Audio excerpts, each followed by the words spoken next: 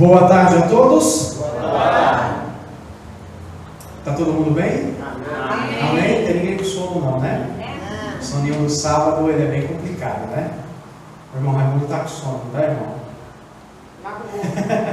Queridos, é muito bom estar com vocês nesta tarde de sábado para nós iniciarmos a nossa primeira aula do curso de pregadores, tá? Para quem está nos assistindo, são 6 aulas, uma aula por sábado. Nós vamos simplificar esse assunto aqui, porque tem muitos cursos para pregadores por aí que é muita teoria e é muita coisa complicada e é muita coisa, aí acaba dando um nó na cabeça da pessoa e a pessoa não entende nada. Então eu tentei simplificar ao máximo que pude para que os irmãos possam entender, tá bom?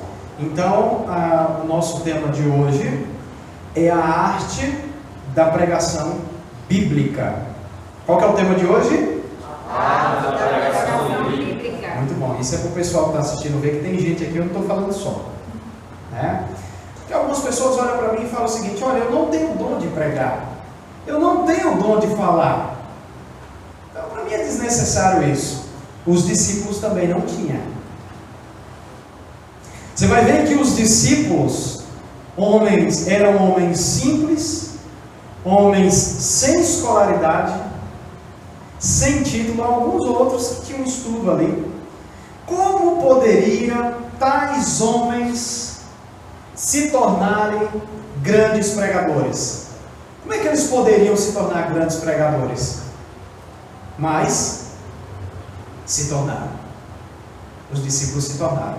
Só para vocês terem uma ideia, um dos discípulos que eu admiro muito, meus preferidos, é Pedro. Porque Pedro era um pescador, homem iletrado, analfabeto, se for usarmos assim. E o cara, você vai ver aí que Pedro alcançou o coração de 3.000 pessoas através de um único sermão. Diga aí, você pregar um sermão só, e em um sermão 3.000 pessoas se converterem. Às vezes a gente precisa de fazer 30 noites de evangelismo para uns 15 se batizar. Desses 15 sai 12, fica 3, sai 1, sobra 2 e depois um vaza e fica só 1. Está vendo como é que é complicado? Mas qual é que é o segredo? Por que acontece isso?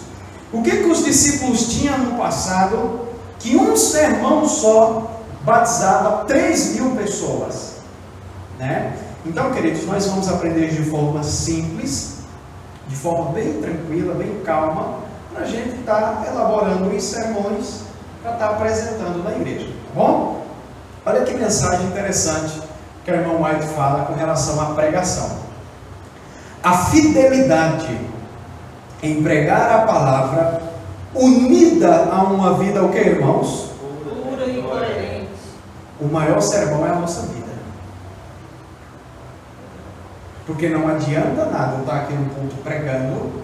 Posso pregar um sermão bem bonito, comover todo mundo, fazer todo mundo chorar. Mas se eu não viver o que eu prego, não adianta de nada. Isso é incoerência. Então, a primeira característica para ter um bom sermão é viver. Você tem que ter uma vida coerente, né? E quem disse foi o irmão White, só pode coerente, né? Só pode tornar os esforços dos pregadores aceitáveis a Deus e proveitosos às pessoas. Quando o quê? Quando temos uma vida coerente com aquilo que pregamos, tá? Outra coisa interessante aqui, o texto de Timóteo. Se quiser já começar a anotar, depois eu vou fazer algumas perguntinhas, tá? 2 Timóteo, capítulo 3, o verso 16 e 17 diz o seguinte: toda a escritura é o que, irmãos? É só uma parte da escritura? Você já percebeu que tem pessoas alguns pregadores, que parece que só querem escolher um dos pontos que mais agradam da Bíblia para pregar agora? Tem uns pregadores por aí que só querem escolher partes da Bíblia que agradam um pouco. Mas a Bíblia foi toda inspirada por Deus. Para que serve a Bíblia? Olha o texto. serve para o ensino, serve para a repreensão, para a correção, para a instrução na justiça, para que o homem de Deus seja apto e plenamente o quê? Preparado para toda Boa obra. Então, toda a Escritura serve para tudo isso daqui. Para repreensão, correção. Mas como é que eu vou manejar as Escrituras? Talvez você olhe e fale para mim, olha, eu não sei, eu pegar um texto, montar um sermão, eu não sei como eu vou fazer isso daí. No decorrer do curso, a gente vai estar aprendendo isso daí, tá bom? Olha que negócio interessante, irmãos, com relação ao uso da Bíblia. Olha esse texto. 2 Timóteo capítulo 2, verso 15. Procure apresentar-se a Deus o quê? Aprovado, como obreiro que não tem do que se envergonhar e que maneja o quê? Corretamente a palavra da verdade. Será que nós estamos sabendo manejar a Bíblia? Nós vamos aprender alguns aspectos e alguns pontos para podermos manejar a Bíblia de maneira correta. Porque é um mandamento isso daqui. Olha aqui, ó. Para que maneja corretamente a palavra da verdade. Paulo, escrevendo ao Timóteo, falou que devemos manejar bem a Bíblia. Nós vamos aprender como fazer isso, tá bom? Queridos, para a gente iniciar então, de forma mais assim, vamos colocar aqui alguns conceitos, mas eu vou explicar para vocês, tá bom? Nós temos aqui a homilética e a exegese. Talvez você já ouviu falar sobre isso. Nunca ouviu falar? Eu vou explicar para vocês em termos simples, para a gente não complicar o negócio. Que tem gente que faz toda uma teoria em cima disso aqui e dá um nó na cabeça das pessoas, tá? Então vamos de maneira simples. A homilética é a ciência que estuda os princípios fundamentais do discurso público, tá bom? Aplicados na proclamação do Evangelho, e este termo surgiu no Iluminismo. Então a homilética é o estudo, é a ciência de como você falar em público. Só para vocês terem uma ideia, no curso de Direito, eles estudam homilética.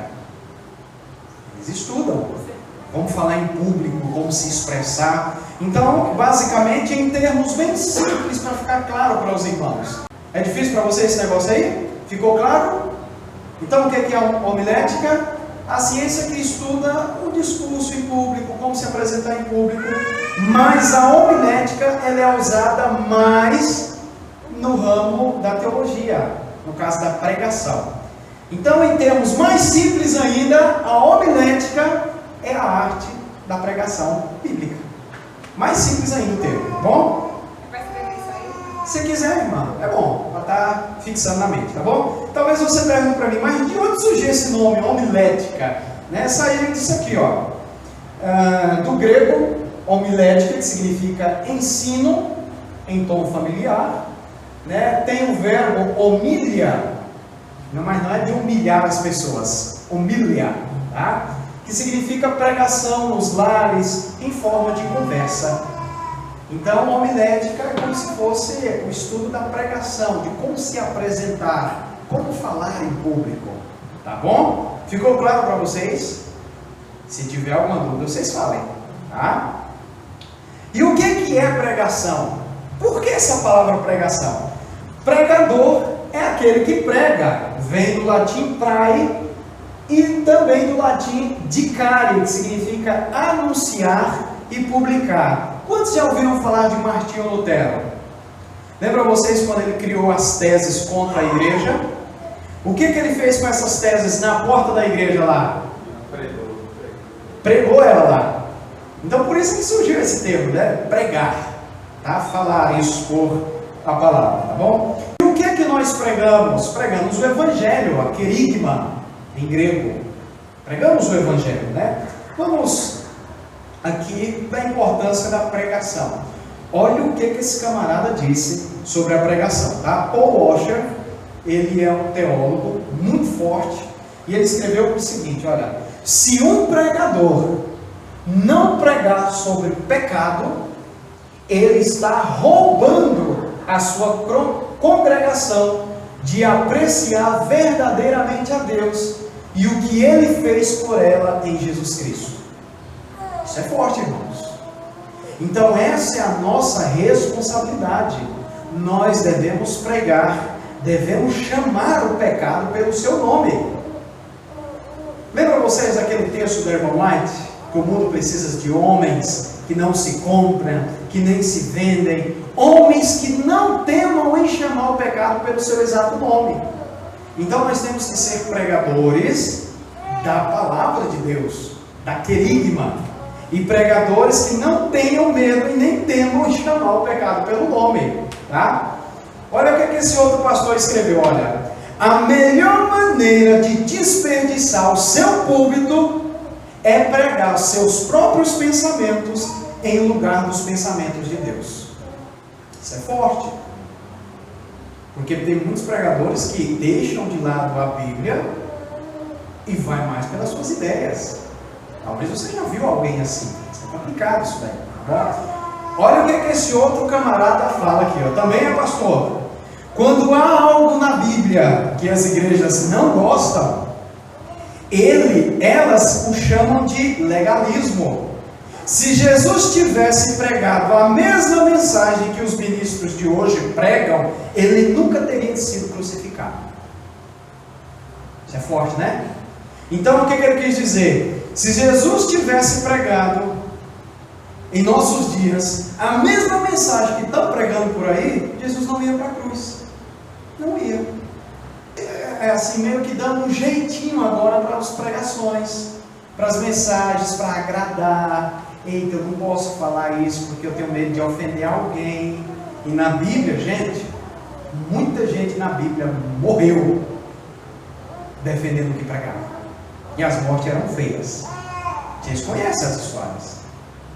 O próprio Cristo abriu a Bíblia, abriu as Escrituras na sinagoga, quando começou a pregar, o povo queria apedrejar ele. Então pregar, irmãos, não é uma tarefa muito fácil. Realmente é um dom de Deus, é um talento que vem de Deus, mas vai aprimorar melhor esse talento, tá bom? Então, só recapitulando, relembrando em termos simples, para a gente entender melhor, que hoje é uma forma, nós vamos ver a pregação de forma geral, das aulas para frente, a gente já vai começar a entrar na preparação do sermão, na apresentação do sermão. Hoje é bem simples, tá? Mas o que é isso daqui? Exegese. Irmãos, falar sobre pregação e não explicar isso daqui é meio que incoerente. Então a gente tem que explicar o que é. Mas eu coloquei em termos simples, para que ficasse claro para todo mundo. Tá bom? O que é exegese? Exegese é uma análise, interpretação ou explicação detalhada e cuidadosa de uma obra, de um texto, ou uma palavra, ou expressão. Então o que é uma exegese? É uma análise de um texto, ou de uma palavra, ou de uma expressão. É bom você começar já a anotar, porque isso aqui já vai fazer toda uma diferença para as suas pregações, tá bom? Etimologicamente falando, esse termo se originou da palavra exegesis, que significa interpretação. Então, em termos simples, o que é exegese? Interpretação. Viu que não tem dificuldade nisso? Bem simples. Interpretação. Que significa interpretação, tradução, levar para fora ou expor os fatos, tá bom? Só que, irmãos, olha que citação interessante aqui, ó. Deve o pregador acautelar-se para que seus próprios conceitos não tenham prioridade sobre o que, irmãos? Palavras.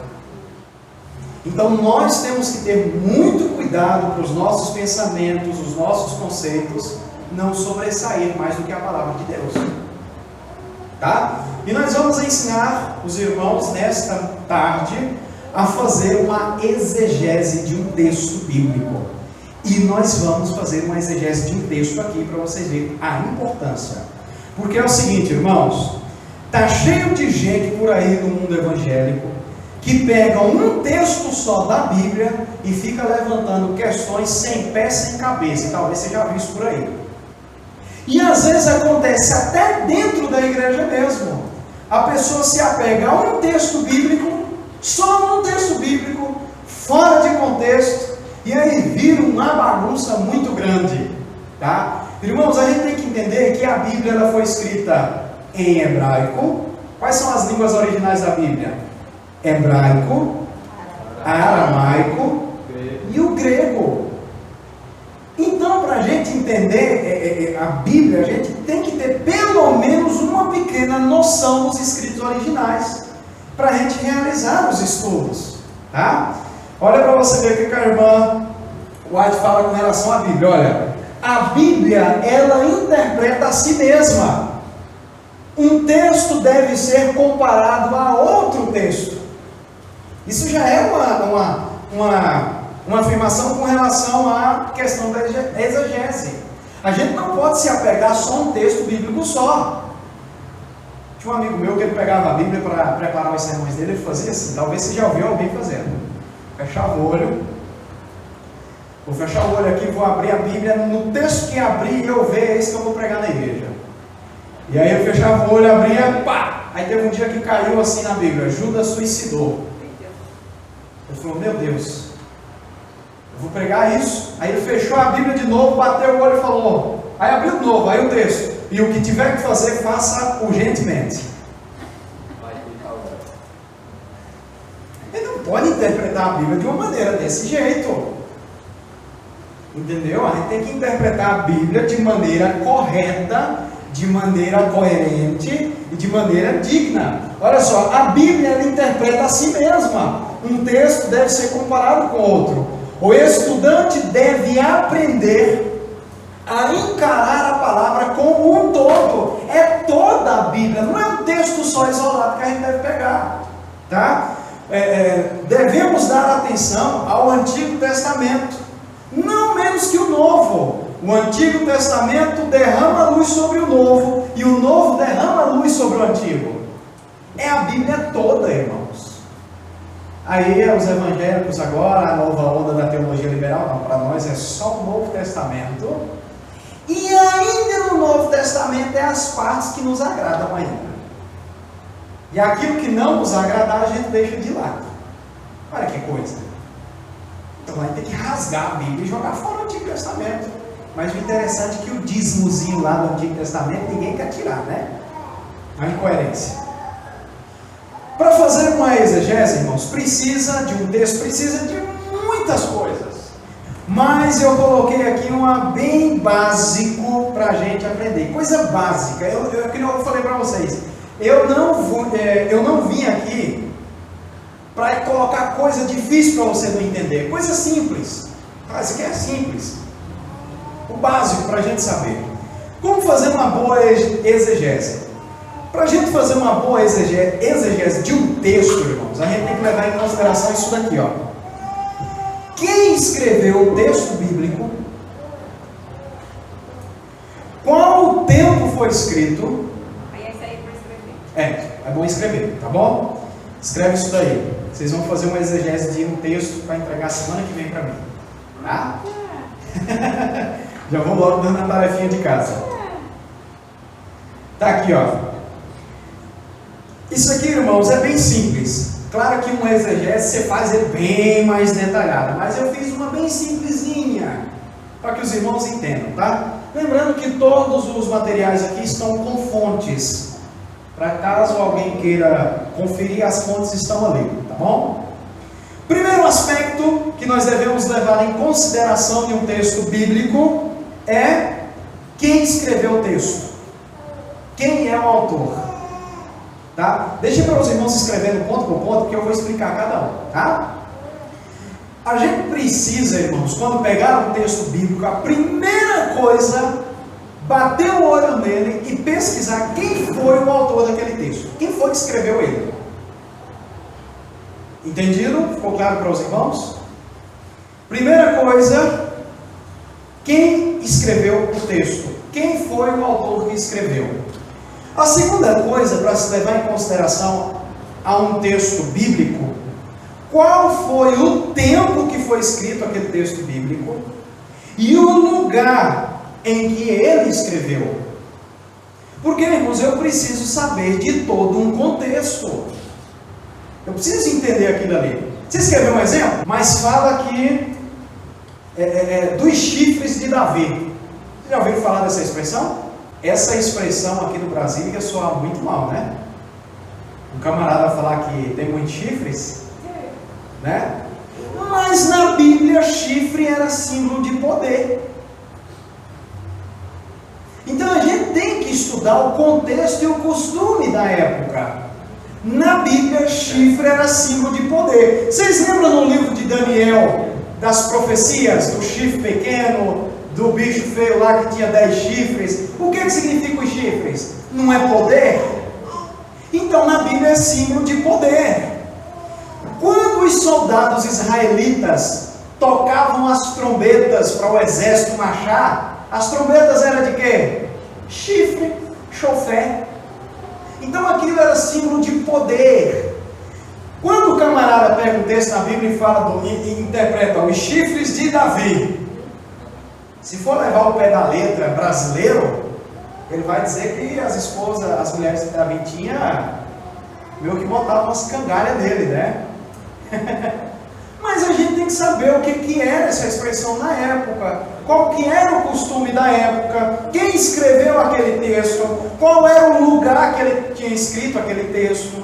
Porque, irmãos, a gente não pode pegar um texto bíblico e forçar o texto a dizer o que ele não está dizendo. Isso é erradíssimo. Tá bom? Outra questão que deve ser avaliada num texto bíblico: por que o autor escreveu aquele texto? Por que ele escreveu? Qual era a finalidade? Qual era o público que ele tinha escrito aquele texto bíblico? Tá bom? Olha só, outro aspecto aqui, ó. A quem se dirigia esse texto bíblico? Irmãos, se a gente aprender a fazer isso em um sermão, enriquece demais o sermão.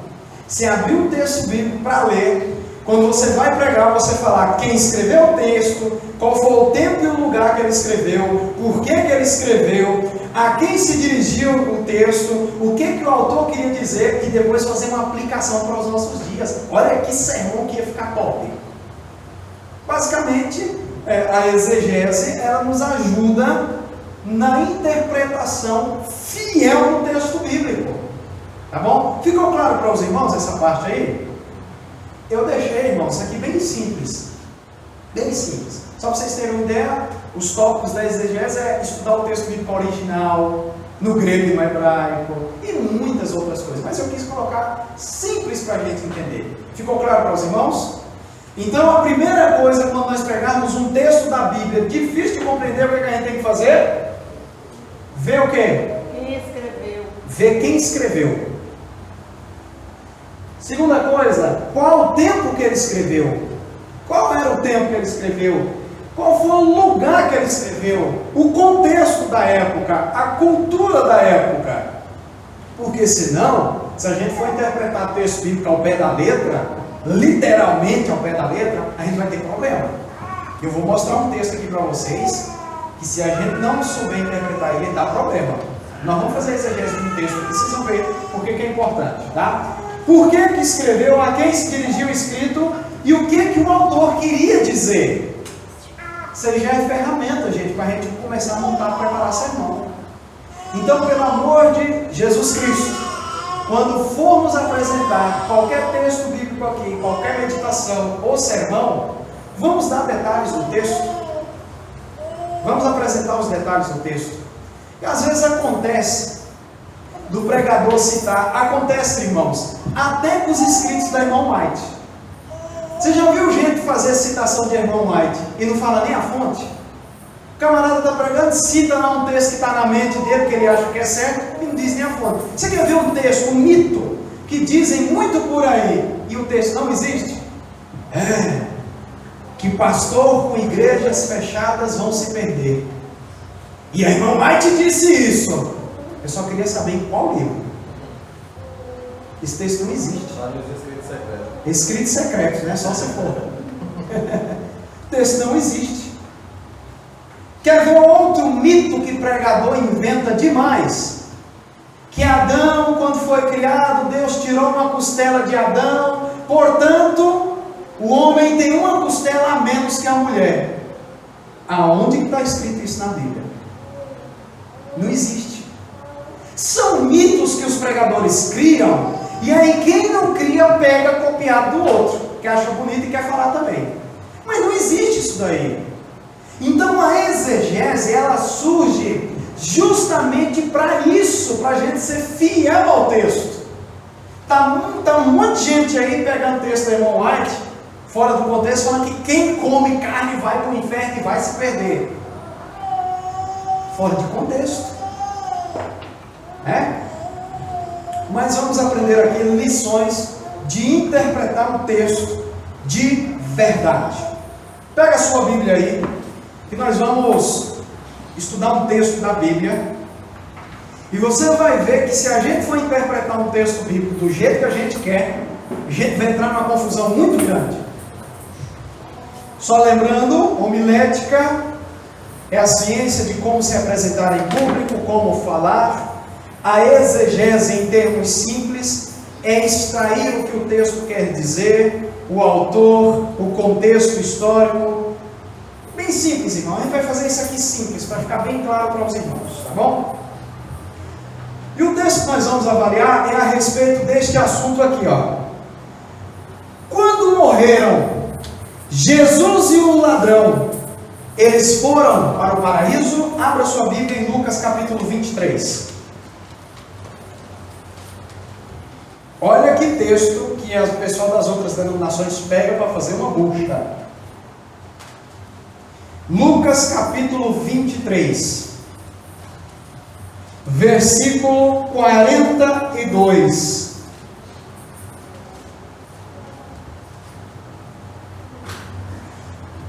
Todo mundo encontrou? Vamos ler na Bíblia.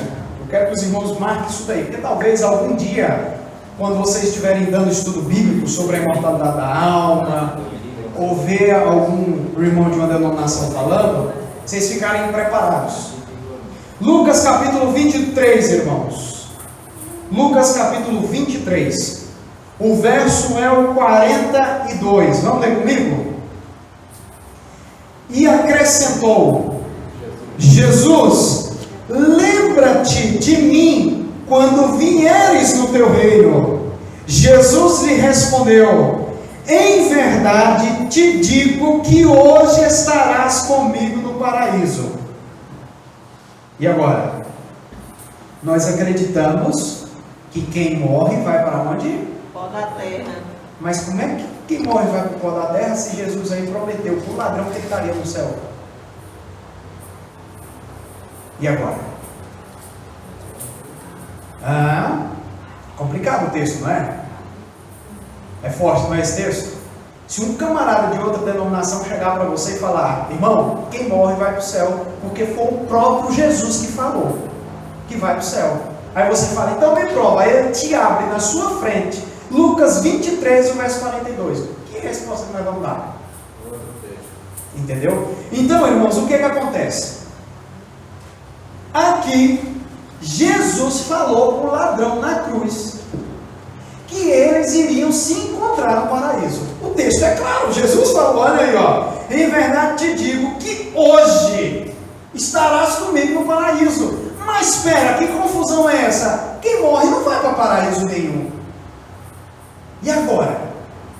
Irmãos, aparentemente parece haver uma contradição, aparentemente, na palavra de Deus. Mas estudando mais profundamente esse texto, percebemos que o livro sagrado, ele é perfeito. Ele não tem erros nas doutrinas. E nós vamos ver a explicação desse texto bíblico aí. Você ficou curioso? É um negócio complicado, não? Camarada de outra denominação pegar a gente, hein? E agora? A primeira coisa, irmãos, que nós devemos ter em conta aqui é que o texto original, essa preposição aqui que Jesus fala aqui, ó: em verdade te digo que, no texto original, essa preposição que ela não existe. No texto grego original, não existe.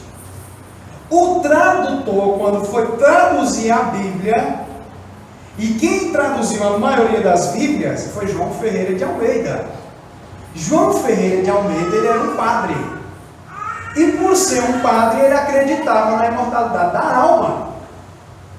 Então, o que aconteceu? Ele se viu no direito de acrescentar isso aqui.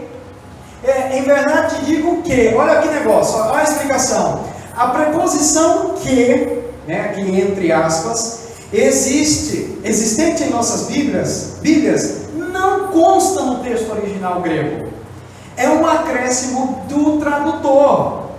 A escrita seria assim, irmãos, o texto original é assim, ó. Em verdade te digo hoje, estarás comigo no paraíso. Olha a diferença. Não tem esse que estará comigo no paraíso. E além, irmãos, de não ter a preposição que, tem uma vírgula. Em verdade te digo hoje, vírgula, estou te dizendo hoje que estarás comigo no paraíso. Estou te dizendo hoje. Quer ver outro exemplo? Está aqui, para a gente compreender mais claramente. Ó. Tudo é exegese, irmãos. Quando a gente faz uma exegese do texto, a gente aprende muita coisa dele. Tá? Já. Bom? Olha só, irmãos. Na escrita grega, as frases escritas são todas juntas. Elas não são separadas igual o nosso português. Por exemplo, esse texto em grego estaria assim, tudo junto, sem acentuação, Em verdade te digo hoje, estarás comigo no paraíso. Viu aqui que está tudo junto? A escrita grega funciona assim. Ela não é separada, é tudo embolado num texto só, uma frase só. Tá? Olha que negócio interessante aqui com relação a esse texto.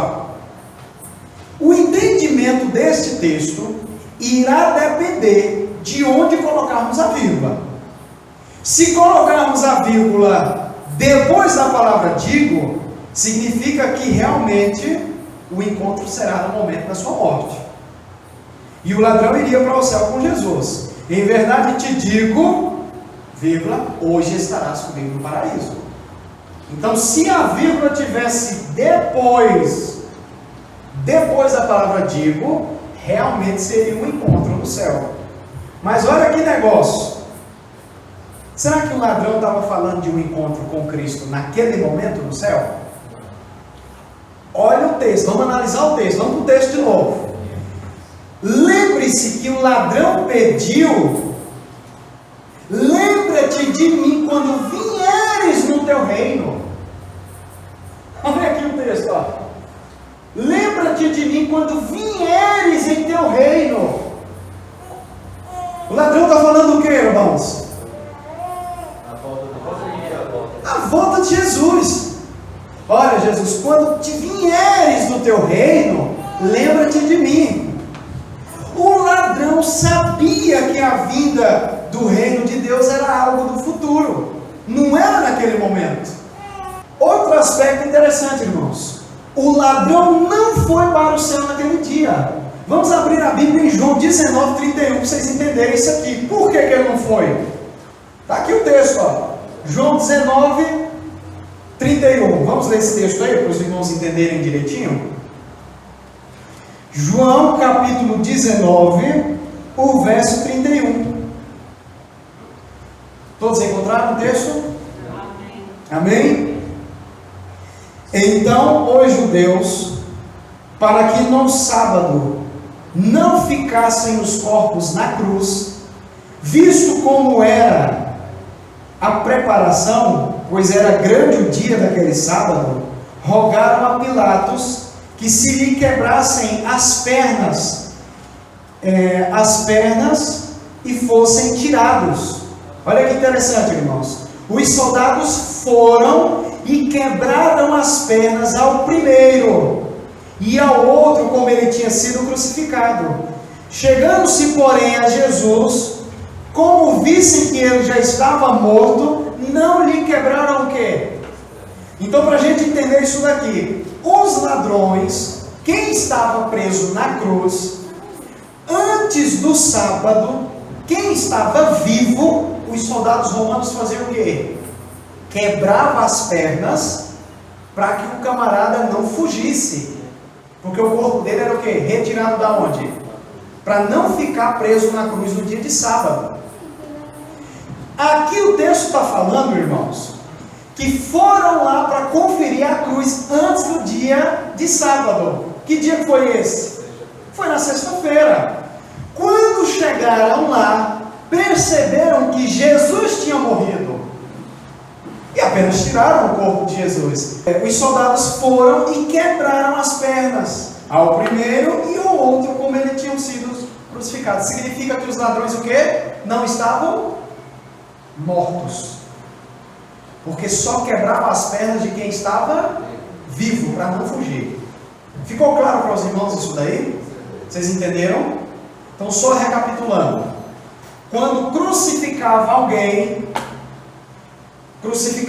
a pessoa passava ali muitos dias. Às vezes levava até 2 semanas para morrer.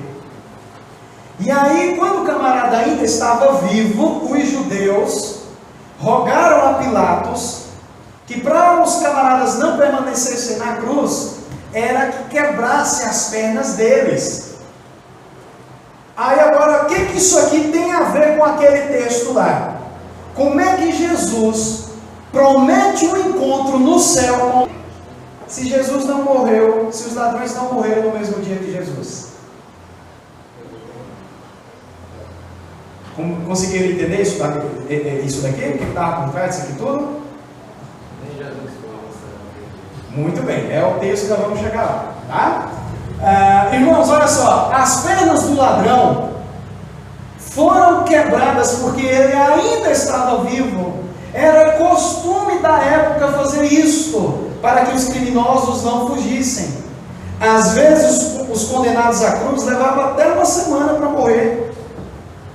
Aí o texto fala o seguinte, que Jesus prometeu para os camaradas lá, para aquele ladrão: olha, em verdade te digo, hoje você vai estar comigo no paraíso. Essa é a tradução da nossa Bíblia. Como é que Jesus promete um encontro no paraíso se os ladrões não morreram no mesmo dia que Jesus? É isso que eu estou explicando para vocês, tá bom? Por quê, irmãos? Olha outro texto aqui, ó. O próprio Jesus disse que não tinha ido aos céus depois da sua morte. João 20:17. Olha aqui, ó. Recomendou-lhe Jesus: não me toques, não me detenhas, porque ainda não subi para onde, irmãos? Para o meu Pai, mas vai ter com os meus irmãos e diz-lhes: subo primeiro para o meu Pai e vosso Pai, para o meu Deus, o vosso Deus. Como é que Jesus promete um encontro com os ladrões na cruz, se o próprio Jesus disse que nem no céu tinha ido? E agora? Então, irmãos, foi uma questão de interpretação, uma questão do tradutor que não traduziu o texto de Lucas corretamente. Então, a tradução original do texto de Lucas é: em verdade te digo hoje, que estarás comigo no paraíso. Então Jesus afirmava para eles que eles estariam, no caso para aquele ladrão, que ele estaria com Jesus no futuro. Bom, irmãos, ficou claro para vocês isso daí? Vocês compreenderam direitinho? Tem alguma dúvida? Se uma pessoa de uma outra denominação chegar para você agora, você consegue explicar esse texto direitinho? Ficou claro? Tá, eu vou explicar direitinho, tá bom? Depois. É porque os irmãos deixam para escrever depois. Essa é a questão da explicação, você não vai perder tudo. Tá bom? Olha só, Jesus. Irmãos. Ô Senhor, que bom que o Senhor está aqui, ó. Tá tão comum que eu falei que Jesus estava aqui. Amém? Amém? Irmãos, olha só. Jesus morreu em uma sexta-feira e ressuscitou em que dia? Domingo.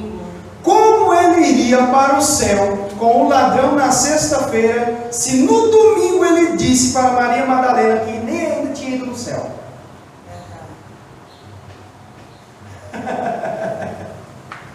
Legal a interpretação, não é? É isso aí, irmãos. A gente tem que aprender esses negócios aí, tá bom? Deixa eu voltar aqui para a irmã Rose. Irmã Rose, para a irmã entender, tá bom? O texto de Lucas, irmã Rose, diz que, deixa eu só abrir ele aqui. O texto de Lucas 23:42 diz que Jesus, olha o que o texto está dizendo, irmão. Jesus disse o seguinte: em verdade te digo que hoje estarás comigo no paraíso. Nós não acreditamos que quem morre vai para o céu.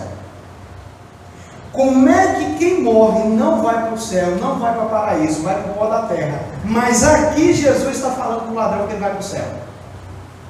Essa é a questão que nós estamos estudando. Tá bom? Então por isso é que nós estamos fazendo um estudo detalhado desse texto bíblico. Tá bom? Então, irmã Rose, aparentemente parece que o texto bíblico se contradiz, mas não. Foi só uma expressão. Quem traduziu a Bíblia, irmã Rose, traduziu, mas não colocou no caso, colocou essa expressão aqui, ó, que. No texto original grego não existe esse que. E não colocou vírgula. Então o texto original é assim, ó: em verdade te digo hoje, estarás comigo no paraíso. Justamente. Então Jesus, irmãos, quis dizer o seguinte: olha, em verdade te digo hoje, agora eu estou te dizendo, hoje eu estou te dizendo, que você vai estar comigo no paraíso. Mas o texto bíblico ele dá a entender que Jesus estava marcando um encontro com ele naquele dia no céu. E o que nós estamos explicando aqui, irmã, é que Jesus e os ladrões não morreram no mesmo dia. Por quê? Porque crucificaram Jesus e os ladrões na sexta-feira. E na sexta-feira eles tinham o costume de quebrar as pernas de quem estava na cruz, se tivesse vivo. Porque na sexta-feira eles tiravam o corpo de quem estava na cruz no pôr do sol, para não deixar o corpo do camarada no dia de sábado ali. Era o costume da época. Então em João, irmã, no livro de João, a irmã vai ver que foi João 17, João 18, perdão, João 19. Em João 19, eles quebraram as pernas dos ladrões, mas não quebraram a Jesus. Por que não quebrou a Jesus? Porque ele já estava morto. As dos ladrões quebraram as pernas para eles não fugirem. Entendeu agora? Aí o que nós queremos aqui entender é os seguintes argumentos. Como é que Jesus marca um encontro no céu com aquele ladrão, se eles não morreram no mesmo dia? Jesus morreu primeiro. Jesus, ali mesmo na cruz, quando crucificou ele, passou alguns minutos, conversou com o ladrão, gritou aos céus, caiu e morreu. 3 horas. Crucificou no meio dia, expirou às 3 horas. Justamente.